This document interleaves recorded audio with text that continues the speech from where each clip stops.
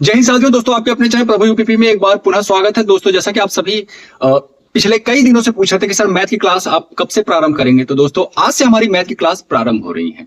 क्योंकि मैंने ये सोचा था कि अब आपको डेट नहीं बताऊंगा, सीधा का सीधा क्लास प्रारंभ करूंगा। और दोस्तों आज जो है मैं आपको मैथ के अंतर्गत नंबर सिस्टम पढ़ाने वाला हूं। दोस्तों नंबर सिस्टम यानी कि संख्या पद्धति, क्योंकि आप जब गणित पढ़ना प्रारंभ कर रहे हैं तो आपका जो गणित का बेसिक है वो स्ट्रांग होना बहुत जरूरी है। तो गणित के जितने भी बेसिक वाले चैप्टर्स हैं सबसे पहले हम उनको कवर करेंगे। दोस्तों नंबर सिस्टम यानी कि संख्या पद्धति, सबसे पहले ये जानते हैं कि आखिर नंबर सिस्टम कहते किसे हैं, संख्या पद्धति हम जो है कहते किसे हैं। तो दोस्तों ध्यान दीजिएगा कि संख्या को लिखने और उनके नामकरण के सुव्यवस्थित नियम को ही हम क्या कहते हैं, संख्या पद्धति कहते हैं। अब दोस्तों सवाल यह उठता है कि आखिर संख्या किसे कहते हैं। संख्या पद्धति में एक शब्द आ रहा है संख्या, तो अब सवाल यह उठता है कि संख्या किसे कहते हैं। तो दोस्तों ध्यान दीजिएगा, किसी वस्तु को, ठीक है, किसी वस्तु को गिनने अथवा मापने के लिए प्रयोग किए जाने वाले गणितीय शब्द को हम क्या कहते हैं, संख्या कहते हैं। ठीक है। अब दोस्तों ध्यान दीजिएगा कि संख्या पद्धति जब हम पढ़ेंगे तो संख्या पद्धति में आपका जो है बहुत सारे जो सुव्यवस्थित नियम है, सुव्यवस्थित क्रम है, उनको हमको देखना पड़ेगा। जैसे कि बात करें अगर जितने भी सारे हमारे नंबर हैं, ठीक है, जितने भी नंबर आपको दिखते हैं वो सभी के सभी नंबर जो है, ठीक है, वो सभी के सभी नंबर किसमें आते हैं, तो आप कहेंगे सर कॉम्प्लेक्स नंबर में। किसमें आते हैं, कॉम्प्लेक्स नंबर में आते हैं। कॉम्प्लेक्स नंबर को हम हिंदी में कहते हैं सम्मिश्र संख्या, सम्मिश्र संख्या। ठीक है।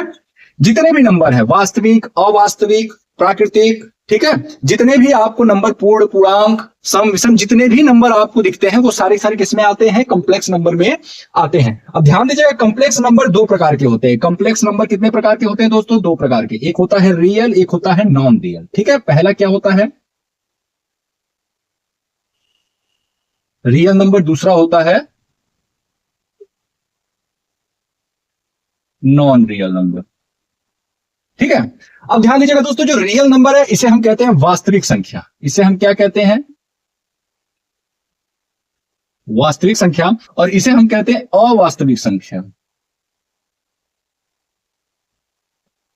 अवास्तविक संख्या। ठीक है।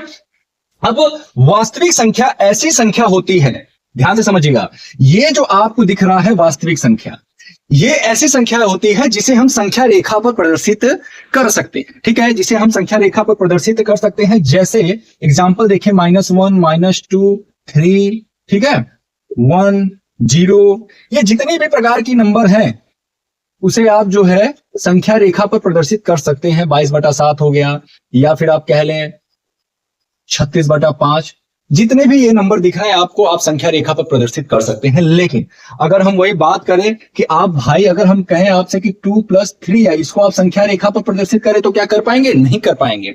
तो ऐसे नंबर जिनको हम संख्या रेखा पर प्रदर्शित कर लेते हैं तो वो जो है रियल नंबर के अंतर्गत आते हैं। लेकिन ऐसे नंबर, ऐसी संख्या जो संख्या रेखा पर प्रदर्शित नहीं किया जा सकता है, वो अवास्तविक संख्या कहलाती है। लेकिन इसी के साथ ही मैं आपको एक और जानकारी दे दूं कि हम क्या पढ़ेंगे, तो हम पढ़ेंगे वास्तविक संख्या। अवास्तविक संख्या जो है प्रयोग में नहीं आती है। ठीक है, ध्यान दीजिएगा, ये काल्पनिक होती है। इसे हम अवास्तविक, ये जो है ना, इसे हम एक और नाम से जानते हैं, उसे हम कहते हैं काल्पनिक, काल्पनिक संख्या। ठीक है। अब ध्यान दीजिएगा, ये जो आपका रियल नंबर है, ठीक है, ये जो आपका रियल नंबर है दोस्तों, ये भी आपका जो है दो प्रकार की होती है। ठीक है, ये भी कितने प्रकार की होती है, तो दो प्रकार की होती है। कौन कौन सी, आइए उसको देखते हैं।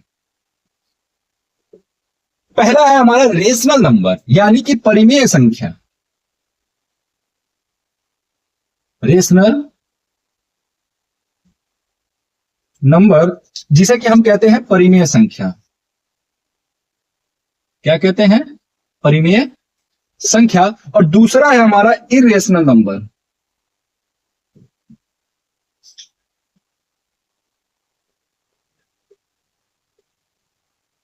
जिसे हम कहते हैं अपरिमेय संख्या। ठीक है, जिसे हम कहते हैं परिमेय संख्या। ठीक है, अब ध्यान दीजिएगा, जिसे हम p बाई क्यू के रूप में लिख लें, जिसे हम p बाई क्यू के रूप में लिख लेते हैं, वो क्या कहलाती है? परिमेय संख्या कहलाती है। और ऐसी संख्या जिसे हम p बाई क्यू के रूप में नहीं लिख पाते हैं, वो क्या कहलाती है? इरेशनल नंबर, यानी कि अपरिमेय संख्या। अभी जब मैं एग्जांपल दूंगा तो आपको चीजें क्लियर होगा। ठीक है, जैसे सबसे पहले हम बात करेंगे दोस्तों परिमेय संख्या की। तो परिमेय संख्या, जैसा कि आप सभी को परिभाषा पता चल गया होगा कि जिसे हम p बाई क्यू के रूप में लिख लें, यानी कि 2, 3, 4। ठीक है, इसके अलावा आपका -6, 0, -3/5 है ना, -3/5, या फिर आप कह ले 22/7। ठीक, ये सभी जितने भी नंबर आपको दिख रहे हैं, ये p बाई क्यू के रूप में है। ठीक है, देखिए इसके नीचे एक, इसके नीचे एक, इसके नीचे एक, इसके नीचे एक। ठीक है, अब 0 जो है, 0 तो भाई p बाई क्यू के रूप में है। अगर आप 0 में 2 से भाग देंगे तब भी 0 आएगा, अगर 0 में 2 से गुणा करेंगे तब भी 0 आएगा। तो p बाई क्यू के रूप में 0 भी आता है। अगर आपसे परीक्षा में 4 ऑप्शन दे दे, 4 ऑप्शन दे दे और आपसे पूछ दे कि भैया ये नंबर दे दे, ठीक है, ये नंबर दे दे, और आपसे पूछे कि इसमें जो है परिमेय संख्या कौन सी नहीं है, तो भैया ये पाई नहीं होगा, आगे हम देखेंगे। ठीक है, चलिए अब देखिए, जैसे कि हम ले लेते हैं करड़ी में 3, करड़ी में 5, करड़ी में 2, करड़ी में 7, ये सभी के सभी अपरिमेय संख्या है। ठीक है, इसे हम p बाई क्यू के रूप में नहीं लिख सकते हैं। वहीं एक और आता है हमारा पाई। पाई क्या है? ये भी जो है आपका अपरिमेय संख्या जो है होता है। ठीक है, p बाई क्यू के रूप में आप नहीं लिख सकते हो। ठीक, चलिए अभी देखिए, बच्चे सबसे ज्यादा कंफ्यूज इसमें होता है कि 22/7 परिमेय में आता है या फिर पाई जो है परिमेय में आता है। तो दोस्तों 22/7 ऑलरेडी p बाई क्यू के रूप में है, तो ये हमारा परिमेय संख्या में आएगा। लेकिन ये जो पाई है ये p बाई क्यू के रूप में नहीं है, तो ये हमारा अपरिमेय संख्या में आता है। ठीक है, चलिए उम्मीद करता हूं कि ये चीजें आपको समझ में आ गई होगी। अब हमको पढ़ना क्या है? अपरिमेय संख्या नहीं देखनी है। ठीक है, हमको क्या पढ़ना है? तो हमको पढ़ना है भैया परिमेय संख्या। ठीक है, हमको क्या पढ़ना है दोस्तों? परिमेय संख्या पढ़नी है। ठीक है, परिमेय संख्या जो है, परिमेय संख्या 3 प्रकार की होती है। परिमेय संख्या जो है वो आपका 3 प्रकार का होता है। पहला है आपका नेचुरल नंबर। नेचुरल नंबर जिसे हम कहते हैं प्राकृतिक संख्या। क्या कहते हैं? प्राकृतिक संख्या। दूसरा जो है, दूसरा हमारा आता है होल नंबर।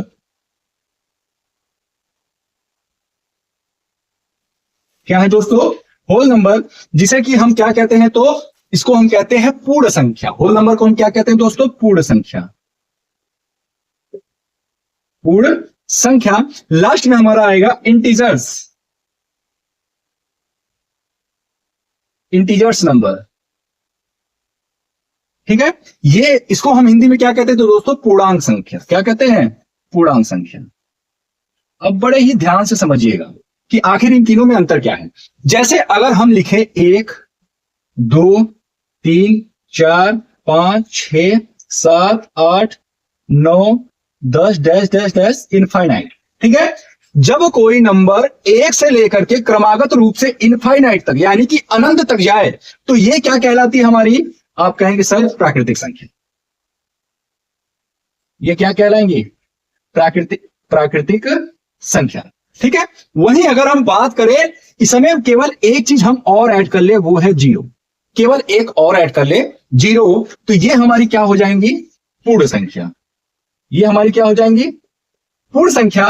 अगर हम, ये तो आपको धनात्मक रूप में दिख रहा है, ये सारे क्या पॉजिटिव है, लेकिन ये जब हम यहां पे आगे बढ़े -1, -2, -3, -4, ऐसे डैश डैश करते करते इनफाइनाइट। ठीक है, माइनस का वैल्यू इनफाइनाइट, मतलब माइनस इनफाइनाइट से लेकर के उसके बाद आपका 0 ऐड करते हुए प्लस इनफाइनाइट तक अगर हम पहुंच जाए, तो वो हमारा क्या कहलाएंगे? पूर्णांक।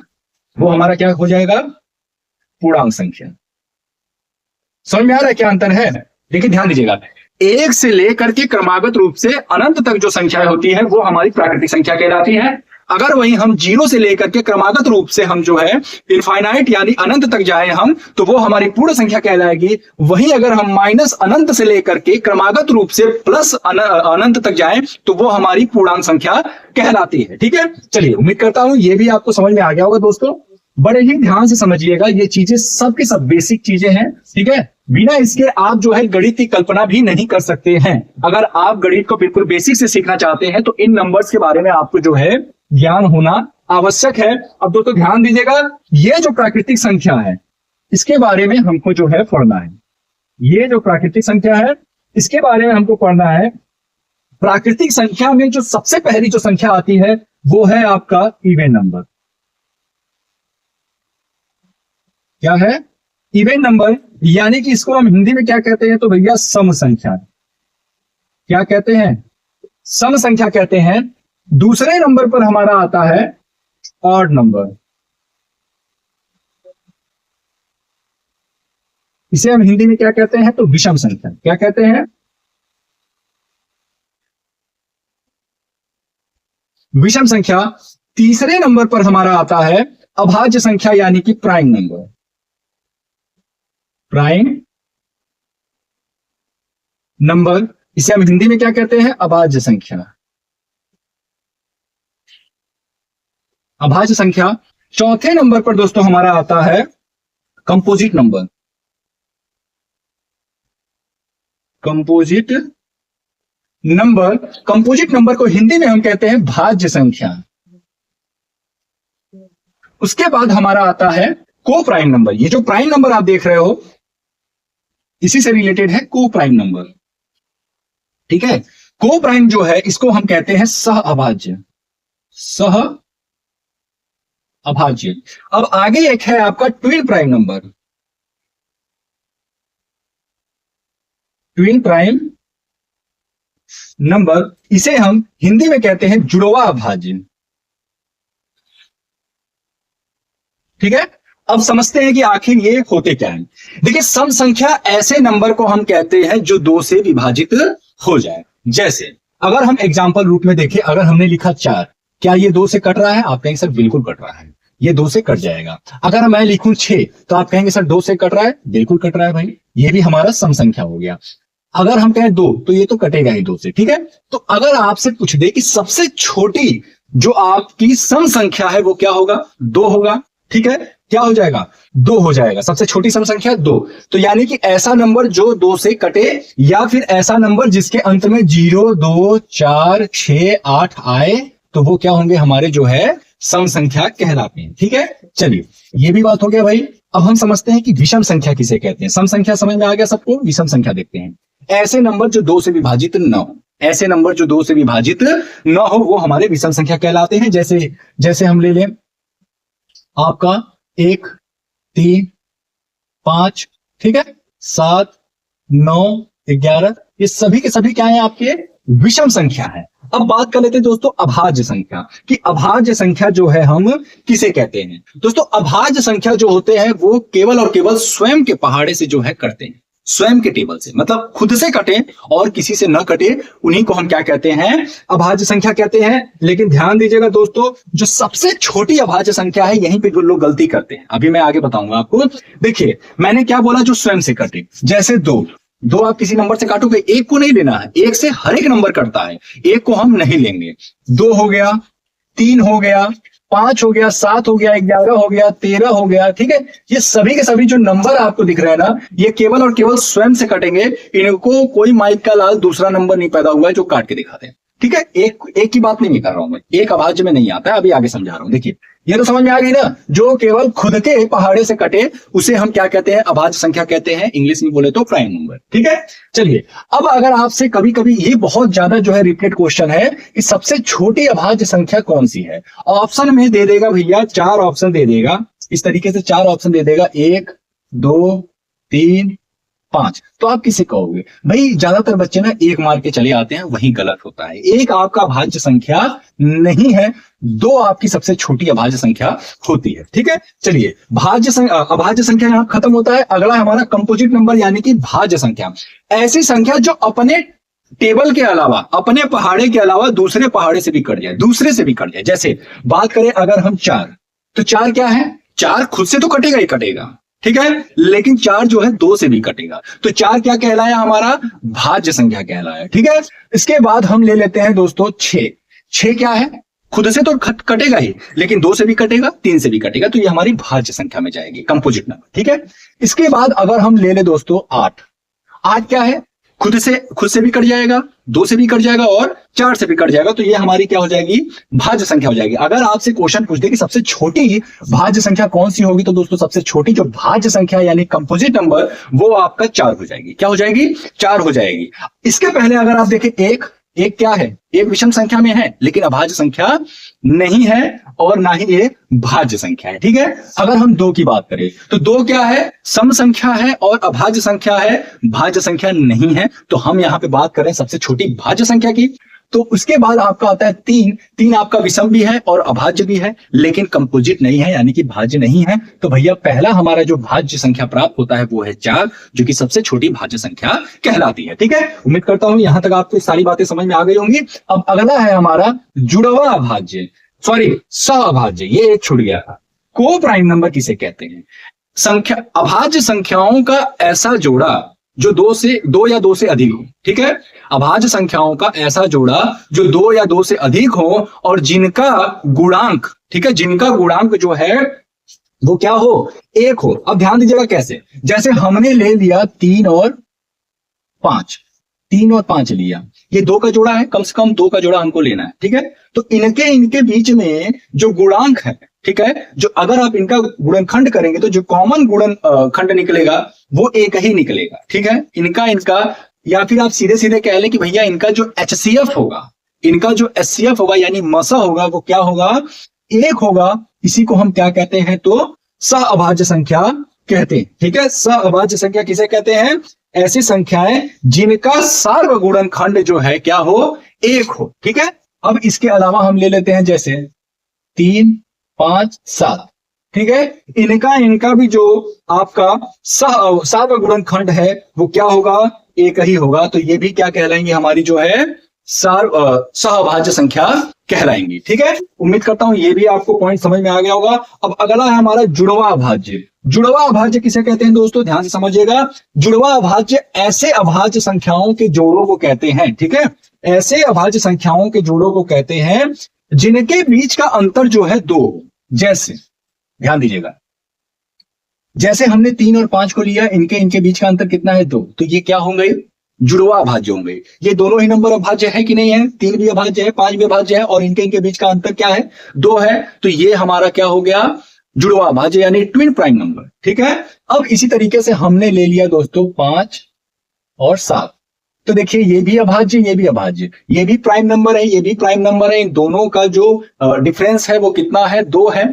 तो इनका जो डिफरेंस 2 है, हमको यही देखना है कि जिसका डिफरेंस 2 हो, ऐसे अभाज्य नंबर, ऐसी अभाज्य संख्याएं जिसका अंतर 2 आए वो हमारी क्या कहलाती हैं, तो जुड़वा अभाज्य कहलाती है। इसी के साथ ही हमारा जो संख्याओं का वर्गीकरण है, ठीक है, संख्याओं का वर्गीकरण वो जो है समाप्त होता है। संख्याओं का वर्गीकरण जो है वो समाप्त हो जाता है। दोस्तों ध्यान दीजिएगा, संख्याओं के वर्गीकरण में हमने क्या क्या पढ़ा, संख्याओं का वर्गीकरण सबसे पहले हमने देखा समिश्र संख्या, ये 2 प्रकार की होती है, real number, non real number. उसके बाद रियल नंबर को हमको पढ़ना है रेशनल नंबर, इरेशनल नंबर यानी परिमेय संख्या और अपरिमेय संख्या। परिमेय संख्या 3 प्रकार की होती है, natural number, whole number, integers. ठीक है, नेचुरल नंबर यानी प्राकृतिक संख्या, होल नंबर यानी पूर्ण संख्या, इंटीजर्स यानी कि पूर्णांक संख्या। ठीक है, इसमें हमने देखा कि 1 से लेके अनंत तक की संख्या प्राकृतिक संख्या कहलाती है, 0 से लेके अनंत तक की संख्या पूर्ण संख्या कहलाती है, माइनस इनफाइनाइट से लेके क्रमागत रूप से प्लस इनफाइनाइट तक जो है जितने नंबर्स आते हैं वो क्या कहलाते हैं, पूर्णांक संख्या कहलाते हैं। इसी के अलावा हमने देखा प्राकृतिक संख्या के अंतर्गत कि इवन संख्या इवन नंबर किसे कहते हैं, तो जो 2 से कट जाए, ऑड नंबर किसे कहते हैं, जो 2 से ना कटे, प्राइम नंबर किसे कहते हैं, जो खुद से कटे, कंपोजिट नंबर क्या कहते हैं, जो खुद से अलावा किसी अन्य टेबल से भी कट जाए, को प्राइम नंबर किसे कहते हैं, जो जिसका सार्वगुणनखंड क्या हो, 1 हो। ठीक है, ऐसे जोड़े, ऐसे अभाज्य संख्याओं के जोड़े जिनका गुणनखंड 1 हो वो क्या कहलाते हैं भैया, सहअभाज्य संख्या कहलाते हैं। जुड़वा अभाज्य किसे कहते हैं, यानी कि ट्विन प्राइम नंबर। ऐसे अभाज्य संख्याओं के जोड़े जिनके बीच का अंतर 2 हो वो क्या कहलाते हैं, जुड़वा अभाज्य संख्या कहलाती है। ठीक है, इसी के साथ ही हमारा समिश्र संख्या, कॉम्प्लेक्स नंबर यानी कि संख्याओं का वर्गीकरण जो है वो समाप्त होता है।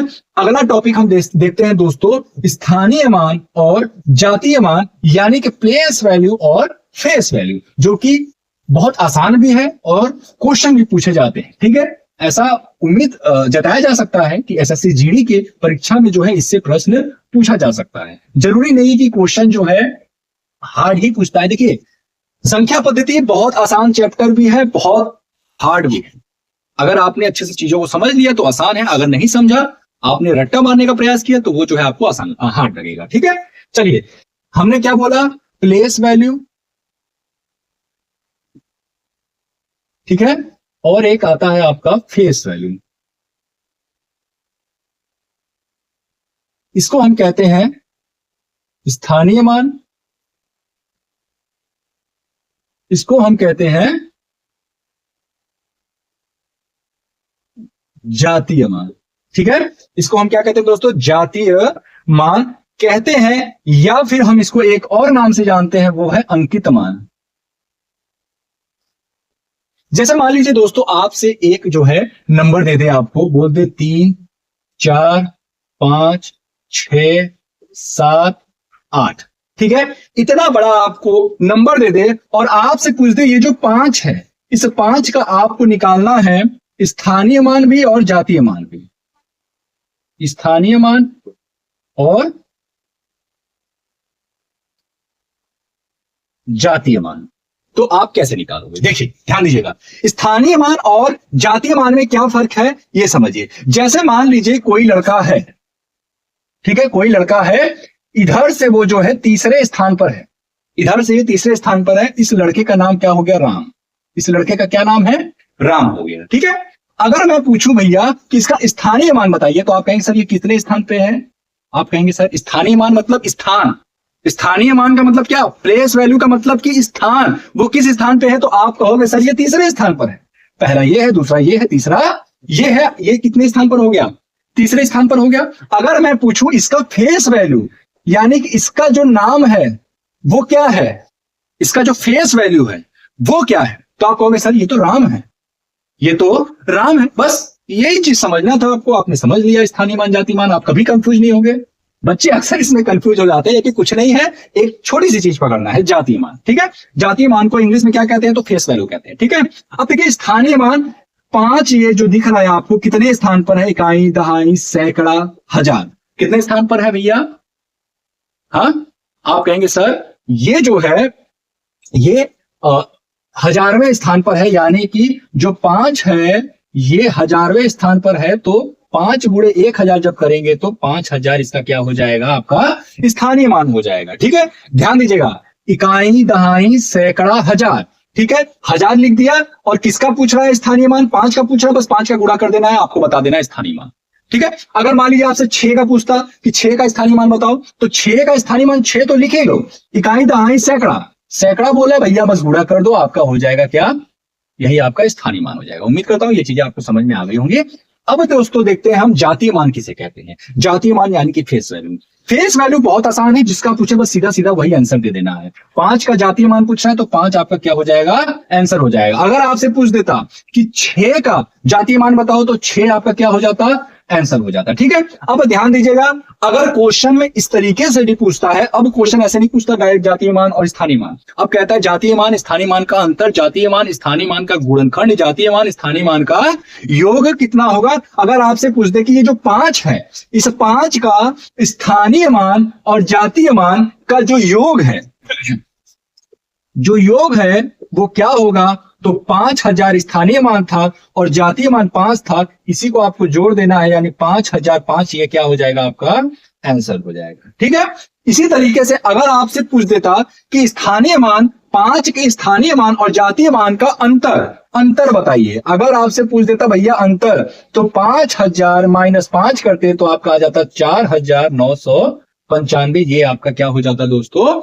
आपका अंतर हो जाता। सॉरी, यहां पे भी आपका जो है 9 लग जाएगा। ठीक है, यहां पे भी आपका 9 लग जाएगा, 4995 जो है ये आपका क्या हो जाएगा, अंतर हो जाएगा। ठीक है, चलिए, अगर आपसे पूछ देता कि ये जो 5 है इसके स्थानीय मान और जातीय मान का गुण बताइए, तो भैया स्थानीय मान कितना था आपका 5000 और जातीय मान कितना था भैया 5, पूछ रहा है तो भैया हम 5 से गुणा कर दे दोनों का, 5 × 5 = 25,000 हमारा क्या आ जाएगा, तो गुणन आ जाएगा, यानी कि इसका जो है आपका मल्टीप्लीकेशन आ जाएगा। ठीक है, उम्मीद करता हूं कि स्थानीय मान जातीय मान भी आपको अच्छे से समझ में आ गया होगा। ये छोटा सा एक टॉपिक था, तो इसी वीडियो में हमने इसको भी कवर कर लिया। दोस्तों ध्यान दीजिएगा कि नंबर सिस्टम में आने वाले वीडियोज में हम पढ़ेंगे। अभी हमने इस वीडियो में संख्याओं का वर्गीकरण को देखा, स्थानीय मान एवं जातीय मान को देखा। इसके बाद हम पढ़ेंगे दोस्तों विभाजिता के नियम, विभाजिता के नियम, और फिर उसके बाद हम पढ़ेंगे भिन्न एवं उसके प्रकार, और फिर उसके बाद हम पढ़ेंगे दशमलव संख्या तथा दशमलव भिन्न, और फिर हम देखेंगे इकाई अंक ज्ञात करना, और फिर शून्यों की संख्या, और फिर हम देखेंगे गुणनखंड पर आधारित प्रश्न, गुणनखंड पर आधारित प्रश्न, और फिर अंत में हम देखेंगे शेषफल पर आधारित प्रश्न। ठीक है, अब ध्यान दीजिएगा विभाजिता के नियम जो है हमको एक क्लास इसमें लगेगा। ठीक, उसके बाद 2 क्लास में हम इसको कवर कर लेंगे, और 2 क्लास में हम इसको कवर कर लेंगे, और अंत के ये जो 2 क्लास हैं इनको हम जो है एक क्लास में इसको, एक क्लास में इसको, एक क्लास में इसको, एक क्लास में इसको, यानी कि कुल 4 क्लास में जो है ये हमारा दूसरा क्लास होगा, ये तीसरा क्लास होगा, ये चौथा क्लास होगा, ये 5वां क्लास होगा, और इसी के साथ ही 5 क्लास में हम नंबर सिस्टम को कवर कर लेंगे। दोस्तों मैं भागूंगा नहीं, बिल्कुल आराम से पढ़ाऊंगा, एक एक चीज आपको पढ़ाऊंगा, ताकि आप छोटे से लेकर के बड़े एग्जामों तक भी जो है आपका मैथ जो है बिल्कुल तैयार हो जाए। दोस्तों मैंने पहले ही कहा था कि मैथ से अगर मोहब्बत न करा दिया तो मेरा नाम भी प्रभु शरण यादव नहीं। दोस्तों आपको बता दूं कि विभाजिता के ये जो नियम है इसको बहुत ही अच्छे से हम लोग पढ़ेंगे, क्योंकि इसका यूज न सिर्फ क्वेश्चन पूछा जाता है इस टॉपिक से, बल्कि इसका यूज जब आप कैलकुलेशन करते हो ना तो उसमें भी इसका यूज जो है आता है। तो दोस्तों उम्मीद करता हूं ये क्लास आपको पसंद आएगा। क्लास कैसा लगा? हमारा ये आज का पहला क्लास था, आप लोग ढेर सारा सपोर्ट करें। उम्मीद करता हूं कि आपका सपोर्ट मुझे ज्यादा प्राप्त होगा। दोस्तों फिर मिलते हैं किसी नंबर के साथ, तब तक के लिए जय हिंद, जय भारत।